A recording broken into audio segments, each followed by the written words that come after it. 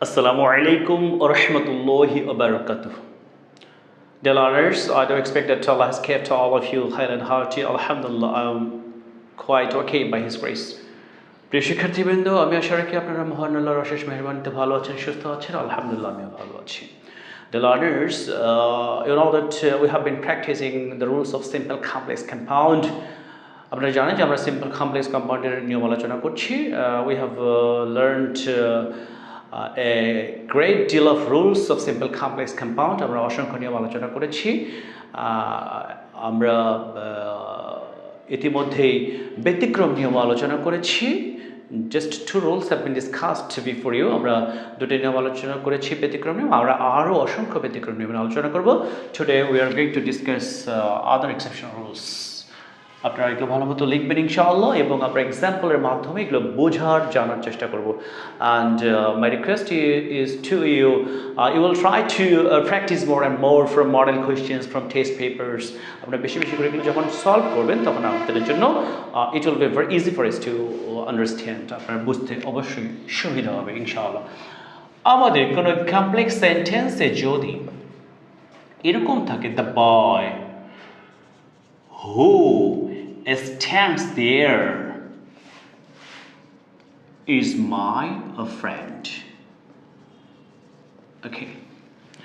So কোনো complex সেন্টেন্সে যদি কোনো কর্তা কোনো সাবজেক্টিভ কাজ করার ক্ষমতা থাকে এবল হয় এবং আমরা যদি রিলেটিভ প্রোনাউন পাই সেখানে অবশ্যই আমরা when we will try to make it simple, of course this subordinate clause will be changed into phrase.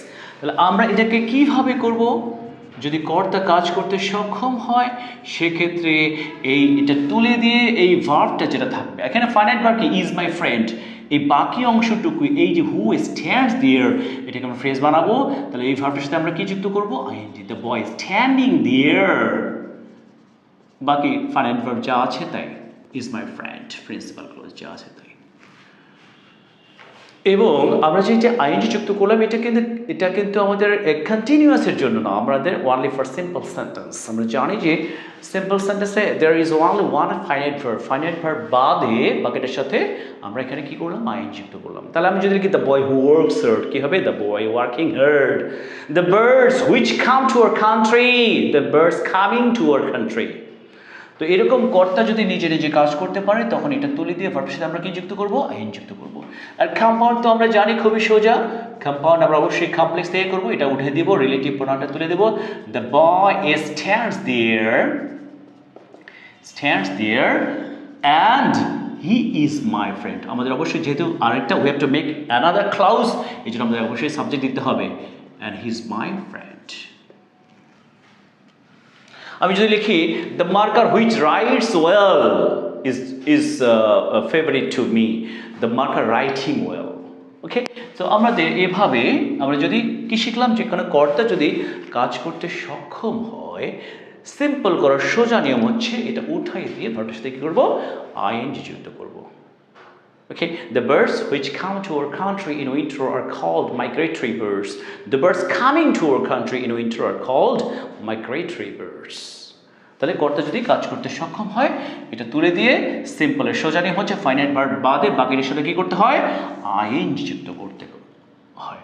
আমরা যদি এটাকে যদি আমরা এরকম একটা ডিফারেন্ট টাইপের যদি আমাদের কমপ্লেক্স সেন্টেন্সে কর্তা যদি অন্যের উপর ডিপেন্ডেন্ট হয়, সাবজেক্ট যদি অন্যের উপর ডিপেন্ডেন্ট হয়, মানে অ্যাক্টিভ পার্ট যদি না থাকে, আমি লিখলাম দ্য ম্যাচ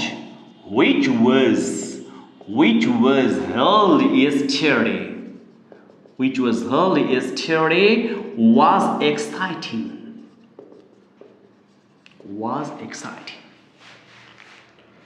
তাহলে এখানে কর্তা সাবজেক্ট নিজে নিজে কাজ করতে পেরেছিল, এই জন্য আমরা ভার্বের সাথে কি করেছি? রিলেটিভ প্রোনাউন তুলে ভার্বের সাথে কি করেছি? আইএনজি যুক্ত করেছি। আর কর্তা যদি if the subject is dependent on others, যদি অন্যের উপর নির্ভরশীল হয়, মানে যে subject the subject which doesn't have active পাওয়ার, তখন আমরা কি করব? এই সাবজেক্ট আমরা জানি দ্য ম্যাচ নিজে নিজে কাজ করতে পারে না, সেক্ষেত্রে সিম্পল করার সোজা নিয়ম হচ্ছে আমরা অবশ্যই ডব্লিউএইচটা উঠাই দেব এবং অক্সিলারি ভার্বটা উঠাই দেব। তাহলে আমরা কি লিখবো? এটা দ্য ম্যাচ শুধুমাত্র কি হবে? held yesterday yesterday was exciting. আর কম্পাউন্ড কি হয়ে যাবে? কম্পাউন্ড অনেক সোজা, আমরা অবশ্যই এটা উঠাই দেব, লিখব the match was held yesterday and it was exciting. তাহলে আমরা যদি লিখতে চাই, যে লিখলাম the mobile which was bought yesterday, was bought last night, was costly. তাহলে আমাদের এটা সিম্পল কি হয়ে যাবে? সহজ। আমরা লিখবো the mobile, আমাদের অবশ্যই WH এবং অক্সিলারি ভার্ব উঠে যাবে। কি লিখবো? the mobile bought yesterday was costly. Compound অনেক সোজা, কি লিখবো? the mobile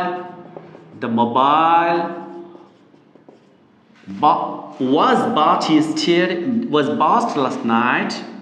সরি, এখানে আমরা last night লিখেছিলাম। last night was bought last night and it was costly. তাহলে আমরা যদি লিখি the books which are written by Humayun Ahmed are interesting, কি লিখবো? the books written by, which আরটা উঠে যাবে। the story which was told by him was interesting, the story told by him, which was টা উঠে যাবে, WH টা উঠে যাবে এবং অক্সিলারি ভার্বটা আমাদেরকে তুলে দিতে হবে। তাহলে আমরা কি শিখলাম এখানে? the subject which has active power, তখন আমরা সিম্পল করার সময় এই রিলেটিভ প্রোনাউন তুলে দিয়ে ভার্বটা কি করব? আইএনজি। আর যদি the subject which doesn't have active power যদি না থাকে, তখন WH এবং অক্সিলারি ভার্ব তুলে দিয়ে ভার্বটার সাথে ভার্বটার যে ফার্স্ট পার্টিসিপল ফর্মটা আছে তাই বসাবো। আমরা যদি বলি the national memorial which is situated at Shabur is a symbol of independence, কি হবে? the national memorial situated at Shabur, which is তা উঠে যাবে, situated at Shabur is a symbol of independence. আর কম্পাউন্ড অনেক সোজা, just the national memorial is situated at Shabur and it is a symbol of independence. Good learners, I think that you have understood my lecture. আমি আশা রাখি যে আপনারা অবশ্যই বুঝতে পেরেছেন, and you will have a lot of practices to do. আপনাদেরকে অবশ্যই এগুলো বেশি বেশি করে কি করতে হবে? অনুশীলন করতে হবে ইনশাআল্লাহ। from test papers, from model question আমরা বেশি বেশি করে এগুলো অনুশীলন করব ইনশাআল্লাহ। ওকে, এখন আমি ফ্রেজ লিখি, কয়েকটা ফ্রেজ লিখলাম। আমরা এর আগের ক্লাসে আমরা আন্ডার দিয়ে ফ্রেজ লিখেছি। আন্ডার ট্রায়াল মানে বিচারাধীন, আন্ডার কনস্ট্রাকশন মানে নির্মাণাধীন, আন্ডার এজ মানে অপ্রাপ্ত বয়স্ক, আন্ডার লক অ্যান্ড কি মানে হচ্ছে তালাবদ্ধ।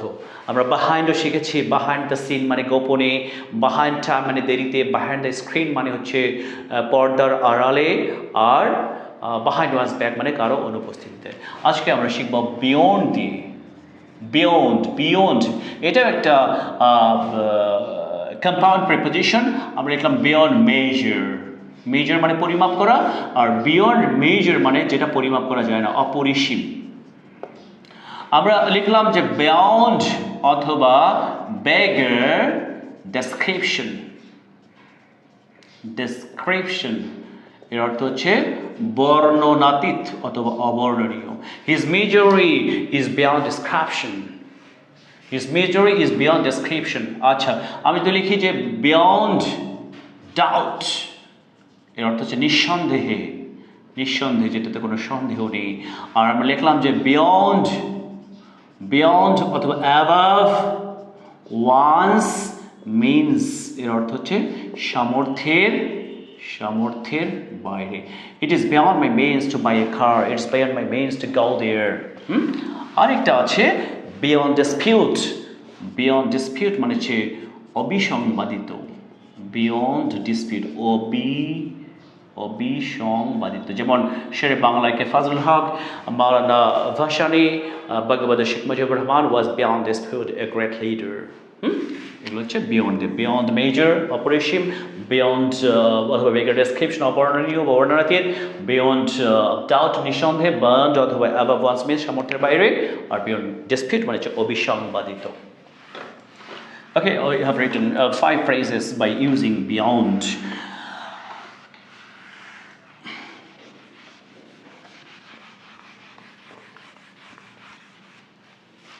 أعوذ بالله من الشيطان الرجيم بسم الله الرحمن الرحيم আমরা এখন একটা ধর্মীয় আলোচনা করব। আমরা এর আগে শিখেছিলাম যে সূরা কাফিরুন পড়লে আমরা শিরকের গুনাহ থেকে অবশ্যই আমরা মুক্তি পাবো ইনশাআল্লাহ, আল্লাহ আমাদেরকে রক্ষা করবেন। আর আমরা আজকে আমরা একটা সূরার কথা বলবো। আমরা জানি যে আমাদের সপ্তাহে 7 দিনের মধ্যে সবচেয়ে গুরুত্বপূর্ণ বার হচ্ছে শুক্রবার। শুক্রবার হচ্ছে জুমুআ বার। আমরা জুমুয়ার সালাত আদায় করি মসজিদে গিয়ে। এই শুক্রবারের দিন আমরা সূরা কাহাফ তিলাওয়াত করব। সূরা কাহাফ বেশি বেশি করে এই দিন আমরা তাওবা করব। আমরা জানি বনি ইসরায়েলের 15 পারায় সূরা হচ্ছে সূরা কাহাফ। অনেক ফজিলতের আমরা যতটুকু পারবো পুরো সূরা পড়ার চেষ্টা করব, না হলে 10 আয়াত বা 20 আয়াত বা 50 আয়াত বা 100 আয়াত বা পুরোটাই আমরা পড়ার চেষ্টা করব। সূরা কাহাফ পড়লে এক জুমুয়া থেকে আরেক জুমুয়া, এক শুক্রবার থেকে আরেক শুক্রবার যে পড়বে তার নূর প্রজ্বলিত হবে। তো যাই হোক, আমাদের গুরুত্বপূর্ণ একটা আমল আর কি, আল্লাহ রসুল বলেছে এটা অনেক ফজিলতের সূরা কাহাফ। আমরা এটা অবশ্যই শুক্রবারের দিন বিশেষ করে আমরা পড়ার চেষ্টা করবো ইনশাআল্লাহ। আমরা প্রত্যেকটা সূরায় আমরা প্রতিদিন কোরআন তেলাওয়াত করবো। এটা it's very important to read Quran every day. আমরা অবশ্যই রেগুলার কোরআন শরীফ তেলাওয়াত করবো। বিশেষ করে আমরা শুক্রবার দিন সূরা কাহাফ পড়ার চেষ্টা করবো। এবং জুমুয়ার দিনে জুমুয়ার নামাজ পড়ার সময় আমরা সূরা আয়লা এবং সূরা গশিয়া পড়ার চেষ্টা করবো ইনশাআল্লাহ। আল্লাহ আমাদেরকে এই ছোটো ছোটো আমলগুলো করার তৌফিক দান করুন, আমিন। Okay, dear learners, so we are discussing the rules of simple complex compound, the exceptional rules of simple complex compound, and the more rules we have to discuss. আমাদের আরও অনেক নিয়ম আছে। আপনারা অবশ্যই you will try to attend my classes and you will try to watch my full videos. আপনারা full video দেখবেন, and if you attend the classes regularly, inshallah it will be very easy for you to understand. আপনারা অবশ্যই বুঝতে পারবেন ইনশাআল্লাহ। আমরা ফ্রেজও শিখবো, যেগুলো আমাদেরকে ফ্রেজকে বলা হয় ল্যাঙ্গুয়েজের অলঙ্কার। আমরা অবশ্যই বেশি বেশি করে ফ্রেজের ওয়ার্ডস জানার চেষ্টা করবো, আমাদের ভোকাবুলারি ইনক্রিজ হয়ে যাবে ইনশাআল্লাহ। Okay, dear learners, you will keep me in your prayer. I request you to follow my Facebook page and subscribe my YouTube channel. আমরা অবশ্যই আমার ইউটিউব চ্যানেলটা সাবস্ক্রাইব করবেন এবং ফেসবুক পেজটা ফলো করবেন। You will keep me in your prayer. আপনার দোয়া করবেন আল্লাহ আমাদের সকলকে সুস্থ জীবন দান করুক, আমিন। আসসালামু আলাইকুম ওয়া রাহমাতুল্লাহি ওয়া বারাকাতুহু।